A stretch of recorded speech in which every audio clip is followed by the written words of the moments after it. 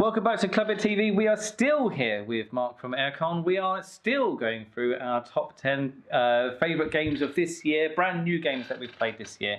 We have already done our 10 to 6. We are carrying on with number 5. I'm going to hand over to you again, Mark. You're going to take us off, start us off with number 5. Now they should be really good. Yeah. Well, they're all really good. They have been. Yours have been pretty good, actually. Oh, thanks. I don't know how. I'm jealous of your top 10 that you've played this year. Yeah, it's been a good year. I've wanted to play quite a few of those. So this is probably the oldest game on my list that I've not played, but it's one that I've wanted to play for many, many, many years. Blow the dust off. Blow the dust off. But it's been quite hard to come by. I actually managed to get it through a maths trade. I don't know if you've ever done a maths trade. Where Oh, this is the one you picked up at UKG? I did, yeah.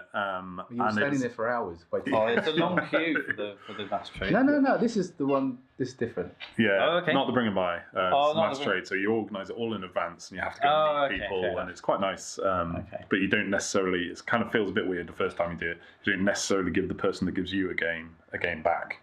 Or you have to give one someone, you don't get one off them because it's maths are involved. But it's one that my good friend Rodney Smith introduced me to. Rodders, yeah, through his channel many years ago. And I've wanted to get it for a long time, but managed to get it through this maths trade. It's Belfort. Never heard of that. So it comes with a really cool board that's in 5 pieces. It's a pentagon shape, and it kind of comes together. Work placement again, but some interesting bits. You're trying to build the city of Belfort, and you can build the walls or build different bits within the city. But at the end of the game, you kind of score each segment separately. Oh, okay. And it's kind of got a bit of area majority in there as well. It's a very good game. They just ran a Kickstarter for some expansions and some upgraded bits, so I went straight on and back to that because it was just so good. So I got this in June. I think I've played it 4 or 5 times already. That's good. Such a good game. So can you bring it to a go? Yeah. Yeah. It's Rodney recommended? Yeah, definitely, yeah. No, very good game. Okay, my number 5 is a game that, it's a real-time game. Okay. Yeah, I think Jared might know. We've played a couple this year, so it'd be interesting to know which one you think is... Well, it's the bigger one of the two. Okay. So do you want to say what it is? No. No, you got to say it.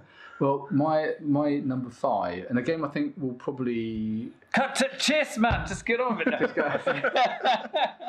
It's Project... What can I say about this game? The title of the game. I'm trying to get to it. You're just stopping. Can't get the staff these days. It's Project Elite. Now, it's originally gone back to Kickstarter to be done by Cool Minis or Not, and I've got the original copy that I bought earlier this year. And got it before it was cool. It's not a worker placement game, which is a lot of our games are worker placement games. But yeah, it's a real-time game. It's like playing the Marines out of Aliens, and you're kind of running around this board, and aliens are coming at you, and you're trying to shoot them by rolling dice. And it's very frantic, it's very stressful. It's not a game I want to play if I've had a really hard day, but it's just loads of fun. When I played it with my friend, or our friend Sarah, she was just like, oh no, just like all the time. Just like, oh, just come on, just play the game. So your range of accents, by the way, is just phenomenal. Thanks. I'm just convinced I'm just swept away. I'm taken to another world. I need a ginger wig though to pull it off. Really. She's going to kill me.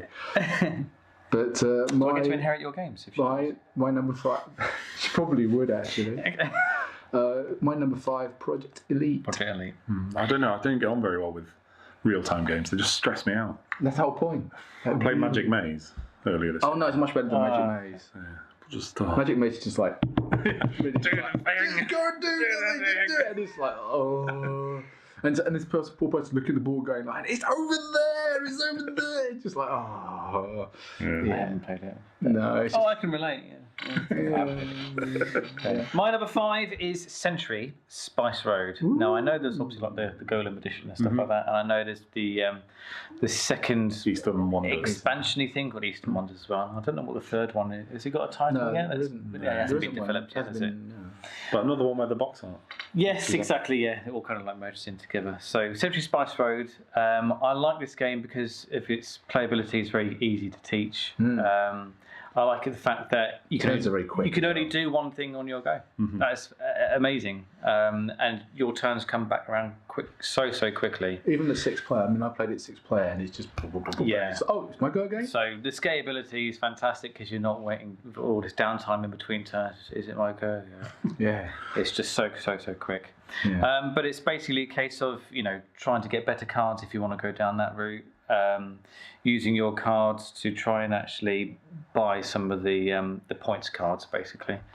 But it's just turns are so quick. It's fantastic. Yeah, I do like that one. It's a really good game. I don't know what the expansion Eastern Wonders thingy sort of like does, apart from I think it actually sort of like you have a visual board. I guess we can start moving your play around that. So, but this one ships, I think, isn't it? Yeah. So the base game, Century Spice Road, doesn't do that. It's just literally just cards. Yeah. But then I think you can combine the two of them together to make a third game. Like it's a different game.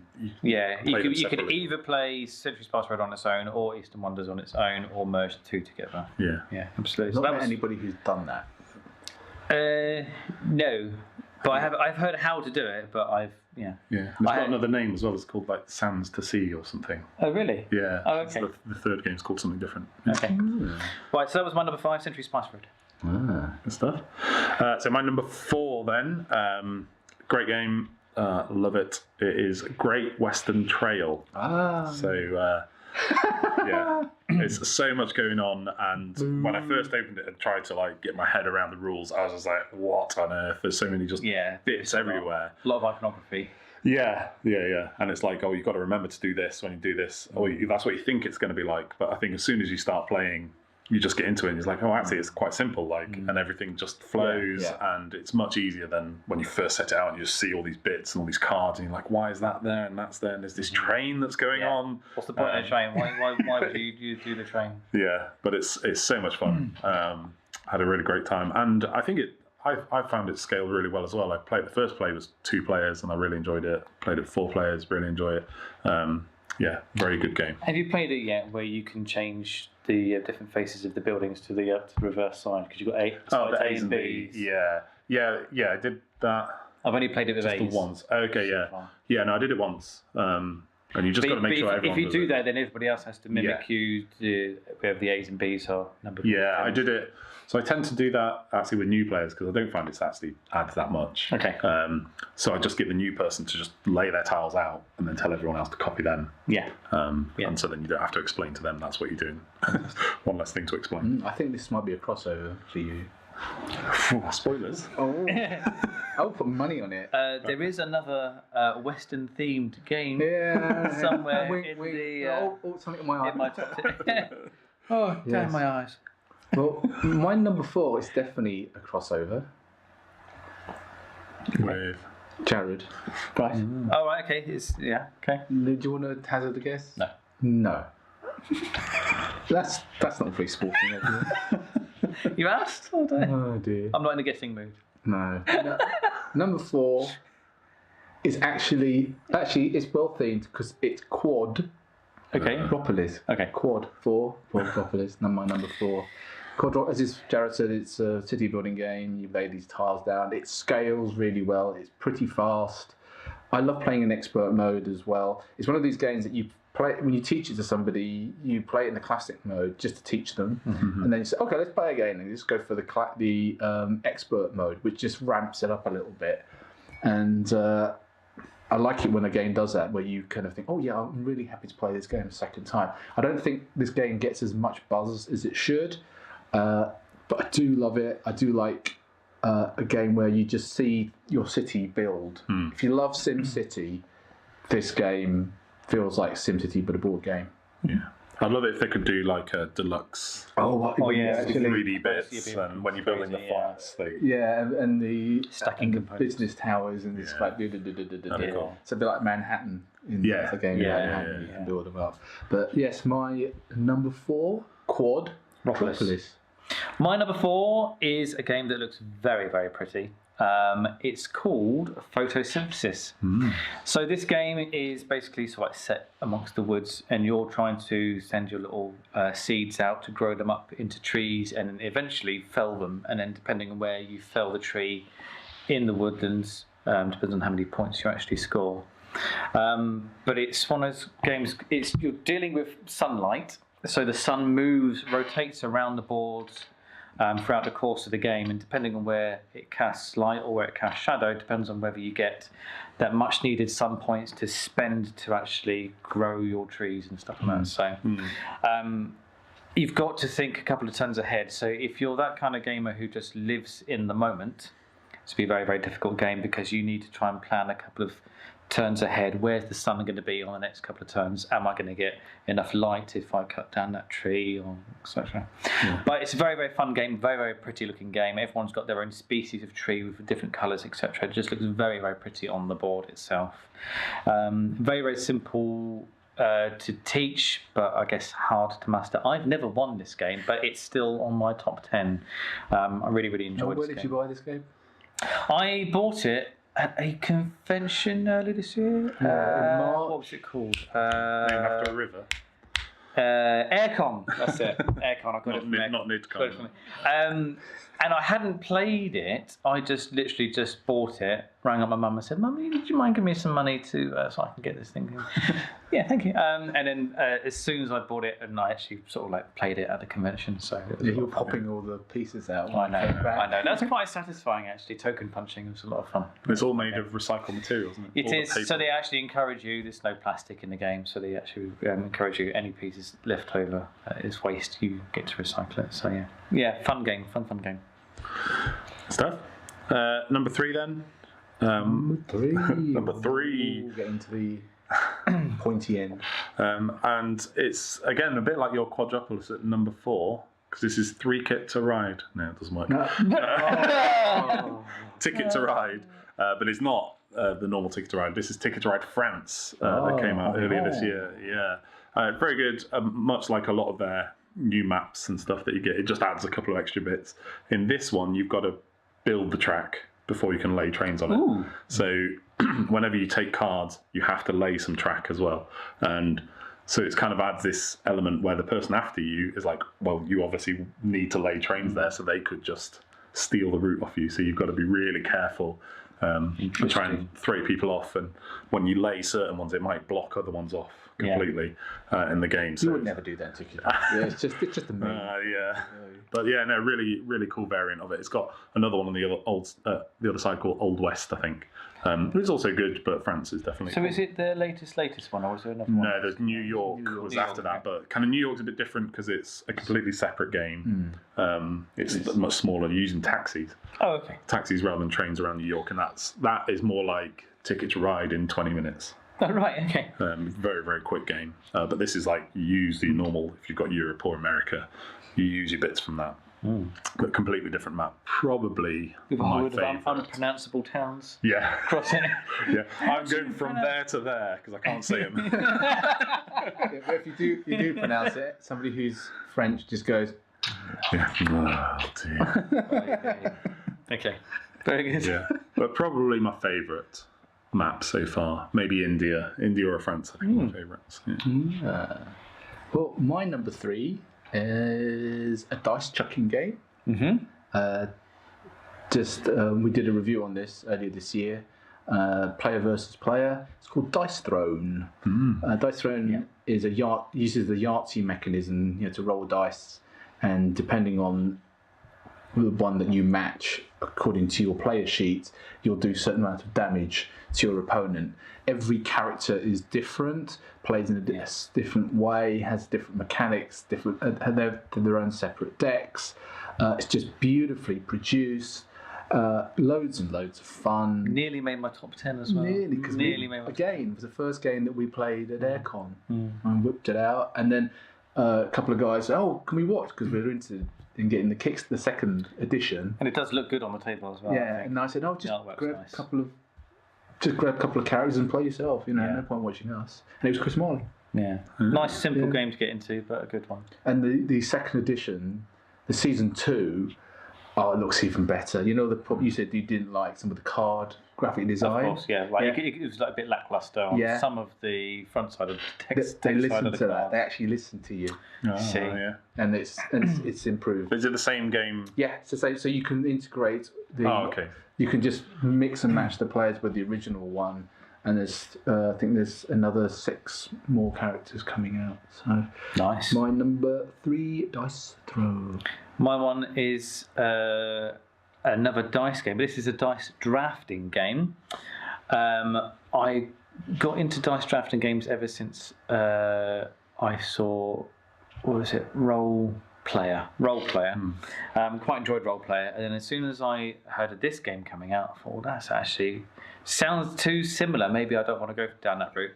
The game in question is Dice Hospital, where you are drafting your dice, and they are actually separated into little ambulances. So you choose which ambulance you want to take, which set of dice you want to take. You add them to your hospital, and then you are trying to heal them up. So the closer they are to 1, or to 0, should I say, the closer they are to death. And the closer they are to 6 and ultimately to 7 is when you're actually healing them and actually sending them out of your hospital. Funnily enough, the only complaint I think we've actually got about this game is it's not necessarily about trying to heal them and get them out the door. Funnily enough, that is part of it, but it's actually about how many you can heal and send out in one go.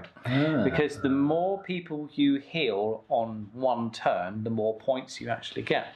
So funnily enough, it's actually better to try and get as many patients as possible onto the same playing field, the same equal number, and then on the next turn, heal all of those ones that you managed to get onto the same number all in one go and heal them.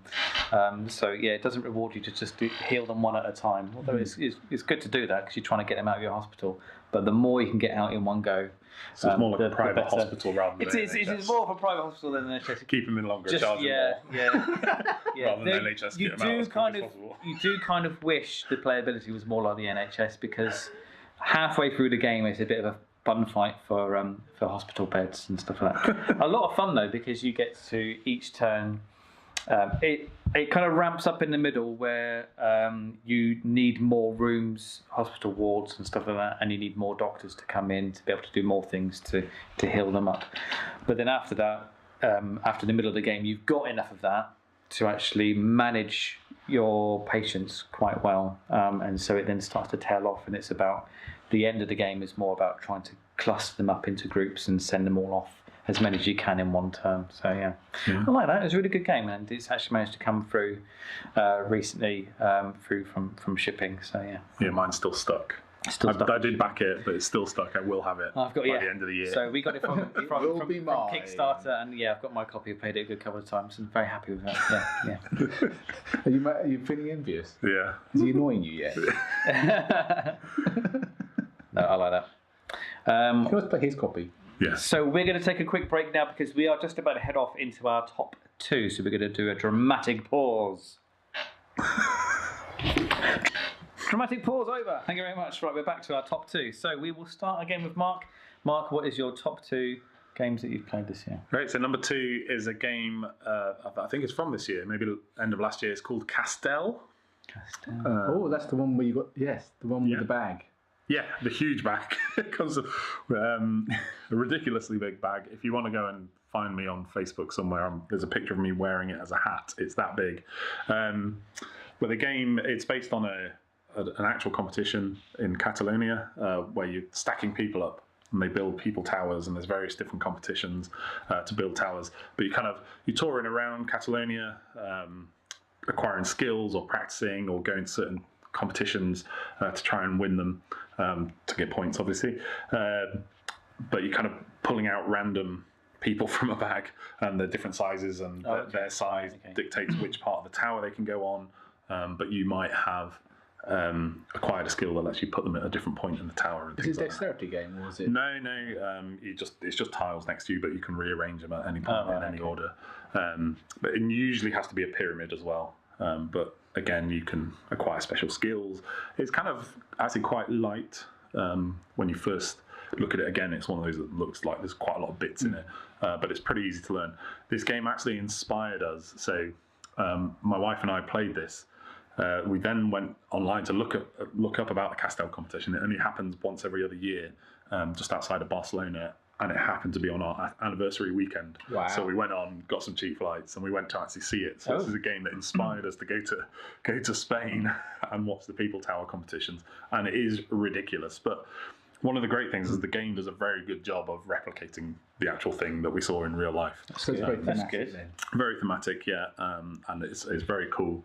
But it's just so scary. They send little sort of 5, 6-year-old child up to the top of this tower of 8 or 9 people high. But not happening in the UK. Yeah, definitely not. Like, other safety. Yeah, it's just crazy, and it's like it's so tense because it's just all happening all at the same time. Loads of different teams. But yeah, the game's fantastic. And definitely in my top 10 games of all time, not just of this year. Oh wow! Ooh. Wow. So there's possibility that some of these games will end up in our top 10s of all time. So yeah, this one definitely is in my top 10 games of all time. It recently supplanted and replaced Star Realms for me. Oh yeah. This is Shards of Infinity. It's a player versus player deck building game. You just go straight at it, just try to smack each other down. It's my Dice Throne and Shards of Infinity. I could interchange them quite easily between 2 and 3, but because I prefer the deck building mechanism, Shards of Infinity won out. I think it completely, as someone who used to be a Star Realms fan and used to love playing it, introduced loads of people to the game. This one just knocks it out of the park. It just tweaks things in such a way. There's such small little changes that they've made, and when you add them all up, you're just like, wow, this game just runs on rails. It's just a beautiful, beautiful game. Plays very quickly, and beautiful art. The new expansion, which gives even more variable play, which will give you variable player powers. I just can't wait for that to come out. My number 2, Shards of Infinity. Thank you very much. My number 2 from this year, I saw this being played at Airecon, and I was just totally jealous. And really wanted it, and I didn't think it was for sale, or I had to choose between that and Photosynthesis, and I bought Photosynthesis at the time, but I really, really wanted the Grimm Forest. Oh. So the Grimm Forest is a heck of a lot of fun. So basically, it's all the fairy tales from like the Grimm fables and stuff like that, or the ones that like Disney have taken and turned into films and stuff like that. You are one of the 4 little pigs, depending on the number of players, but it does scale up to 4 players, so they had to add extra 4th one in there. And you're trying to build houses. You're trying to build 3 houses. You're trying to be the first person to build 3 houses of various different straw, wood, and brick variety. But if there is a tie, and there usually is actually in certainly a 3 to 4 player game, then it's who's got the sturdiest houses. But I just love the fact that this has definitely got a theme oozing through it. A lot of the cards have just got such fantastic artwork, and they've just put a lot of thought into the mechanics behind some of these cards and what they do, that they actually really, really fit like the name on the card or something like that. You know what I mean? So a lot of the heroes, or a lot of the friends that you get to come alongside you and help you, are taken from the Grimm fairy tales. You get like Cinderella and Ariel and the Woodsman or something like that. But the way they big Beowulf.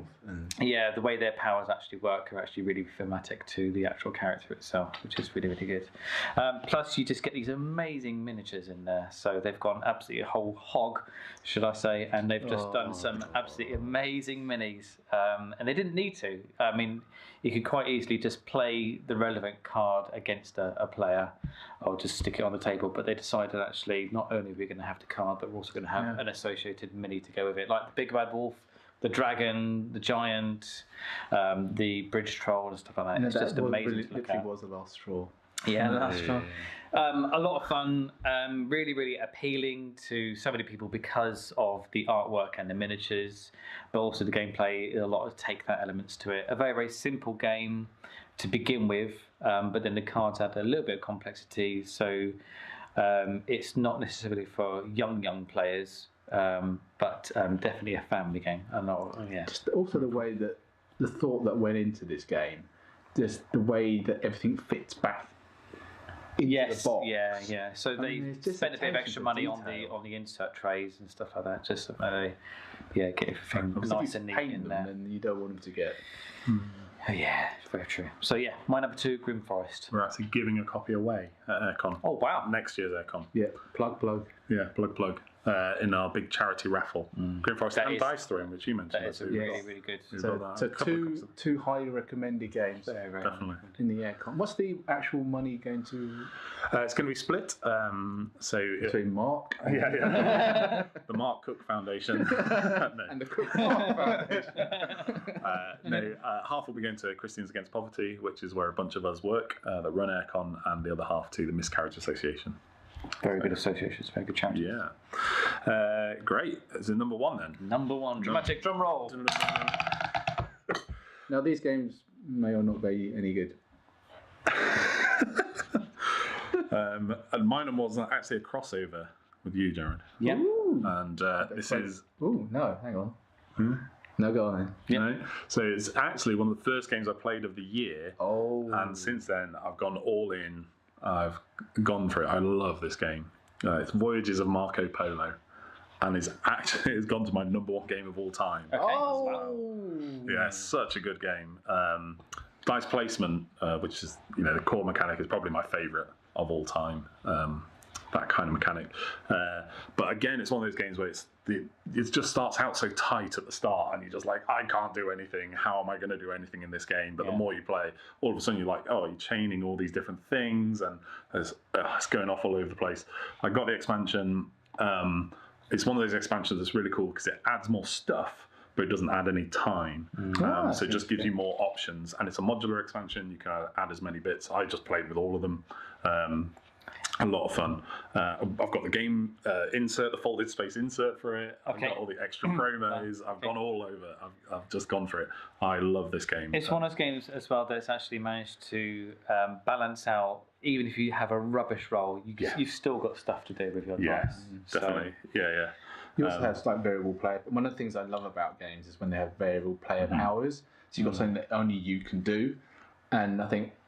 When we played it, you had the one where if you went to this particular location, you'd also get that resource. Yeah. And I think my wife Sam started off with just an extra 10 points, and that was the only thing that she had that was an extra. But it started her off further down the victory points. And it's kind of funny because usually the variable player powers in some games are like it's a tiny bonus. In this, every single one, you're like, man, that is the best thing ever. They're totally going to win, and then you pick up the next one, and you go, wow, that's the best thing ever. You're definitely going to like the one that gives you extra dice. You want both of them. It's like, can I have both? Yeah. Or the one that lets you set your dice, whatever you want to be at the start of your turn, rather than having to roll them. And you're just like, man, that'd be good power for you. You just think that every one of them is going to break the game, but somehow they've managed to keep it all tied together. It's also one of these games that's been around for a while, hasn't it? It's not. It's not the cult of the new. It's one of these games that's. It was published a few years back, and it's just survived the test of time. And it's rare these days for games to have those kind of legs. But just excellent game. Love it. Ooh, good one. My number 1 is also the oldest game on my list. It's a game. Again, I played this. Chess? No, not that old. Drafts. Go. No. Rock, paper, scissors. Charades. No, it's not that old. Okay. But this one, it's a game that I played earlier on this year. Wanted to get a copy of it. Finally got a copy of it, and I can't seem to get to the table. It's really annoying. Or I can never seem to get to play a full game of it, which really annoys me. That game is Raiders of the North Sea. It's a game. Not the Lost Ark, the North Sea. Raiders North Sea, yes. Not got no IP, no Indiana Jones in it. But it's a worker placement game. It has a unique ability mechanism where you place one and then you take one off. And you get the action of both of those. And then once you build up your resources, then you can go raiding across this board. I haven't played with the expansion. The game, again, it's one of those games like Century Spice Road that your turn is just like click, click, click, click, and it's just...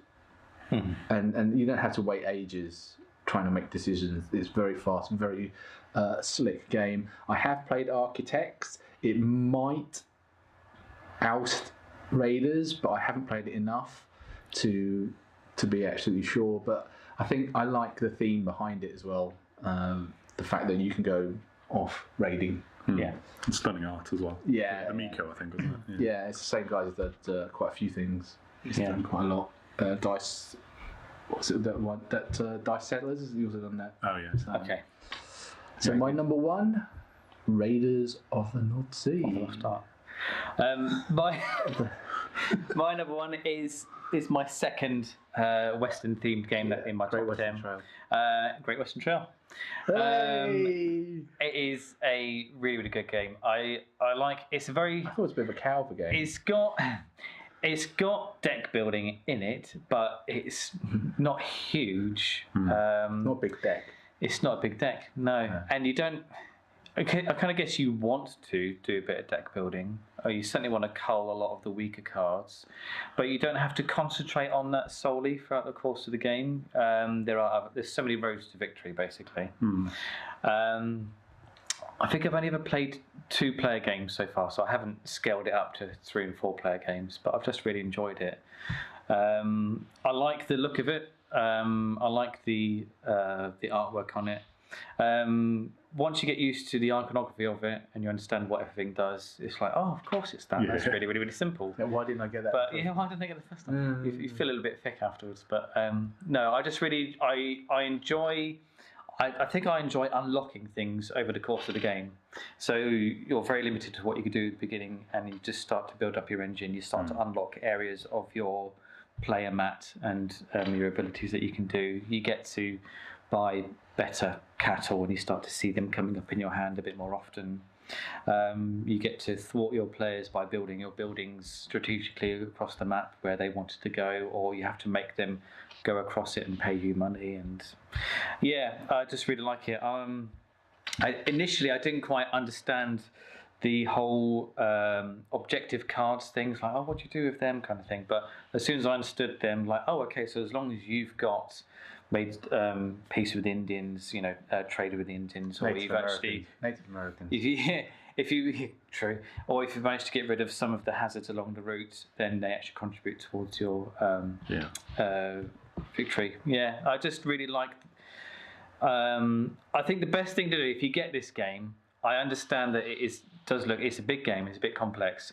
I think if you have a look at they've got a little score pad, and I think that will give you a really, really good hint as to what points you can get for what, basically. So have a look at the score pad and start to think to yourself, okay, so which route am I going to try and tick all the boxes, or am I going to just concentrate on one area or a couple? And but you do need to be aware of what scores for what, because you might find that you're a bit lackluster in one area and somebody else has just really gone whole hog on it, and they're gonna win the game because of it. So yeah, but I love this game. It's definitely, as you can see, it's my top. You certainly got on about it more. I have, I know. And also just an expansion just came out. So I heard it's the Northern Rails to the north. Rails to the north, yeah. More cows. Okay, well, you think you're building stations or something like that, aren't you? Making connections, which goes to the top of the game. Yeah, on my Christmas list. Yeah, so thank you very much for tuning in. Thank you for bearing with. That is our top 10 games that we've played this year. Fresh games that we've played this year. We're obviously looking forward to play more next year. And to be quite honest, this year is not yet over. And Christmas is still just around the corner. We may get some more games. I know that I'm getting Pandemic Legacy for starters at Christmas time. And I haven't even played that yet, so I'm looking forward to playing that soon. Awesome. Is that season 1?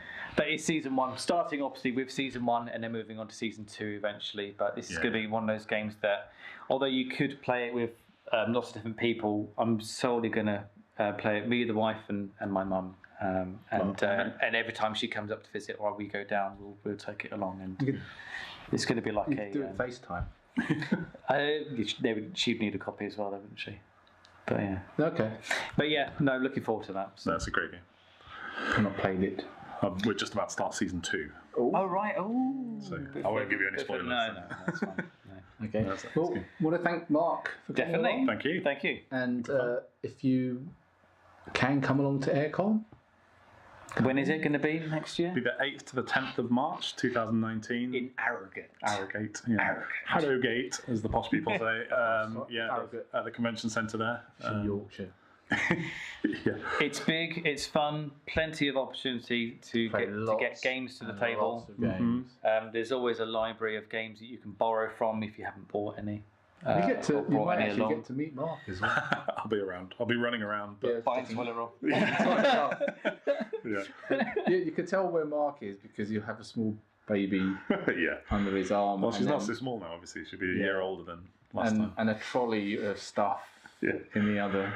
It's kind of fun. Like the actual convention tends to be a bit more chilled out for me. The busiest time for me is the week before the convention when it's like all the last minute logistics stuff and just like get in the van. And I was having an issue with our printers this year. They weren't delivering our programs or something, so like the day before I was on the phone to them and then in the Netherlands, and it was like So that's the busy bit. When it's actually started and the doors are open, I'm a bit more chilled out. I can hear screaming down the phone. What's this screaming? Sobbing now. Hello? He needs therapy. Yeah, definitely need therapy. If you're deciding to start a convention, definitely get therapy. You're going to need it. Yeah, don't do it. Ongoing therapy during it. Yeah, pretty much. But no, it's going to be fun. If you do see me, stop me and say hi. I won't be too busy. Okay, well. Thank you for tuning in. Thank you for watching as always. And stay tuned. We'll see what the new year brings. Thank you very much, people. Awesome. Thanks. Bye. Bye.